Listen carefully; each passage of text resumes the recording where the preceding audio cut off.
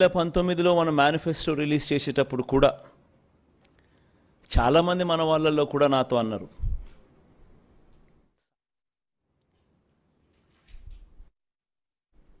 రెండు వేల 14లో నాకు బాగా గుర్తుంది.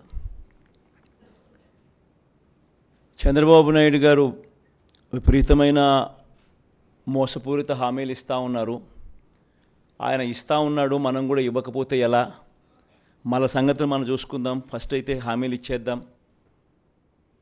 అని కూడా నా శ్రేయోభిలాషులే, నా మంచి కోసమే కూడా సలహాలు కూడా ఇచ్చారు. కానీ ఆ రోజు నేను చేయలే. ఆ రోజు కూడా నేను చేయగలిగినటివి మాత్రమే చెప్పా. చంద్రబాబు నాయుడుతో నేను పోటీ పడలేకపోయా.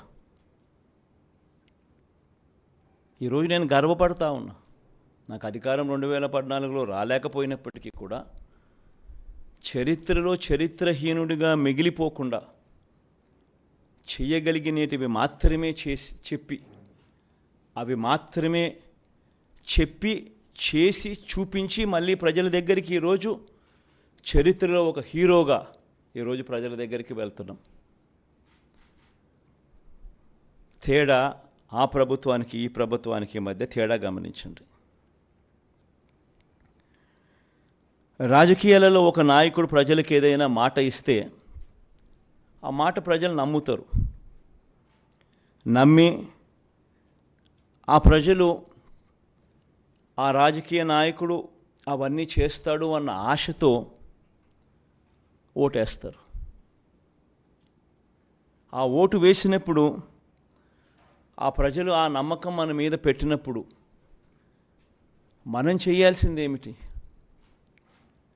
వారి నమ్మకంతో ఆడుకోవడమా, వారి మనోభావాలతో ఆడుకోవడమా, వారి జీవితాలతో ఆడుకోవడమా? మనం చేయాల్సింది వాళ్ళ ఇంట్లో వాళ్ళ బిడ్డగా చెప్పిన ప్రతి మాట అమలు చేస్తూ వాళ్ళను చెయ్యి పట్టుకుని నడిపించగలగడమే లీడర్షిప్.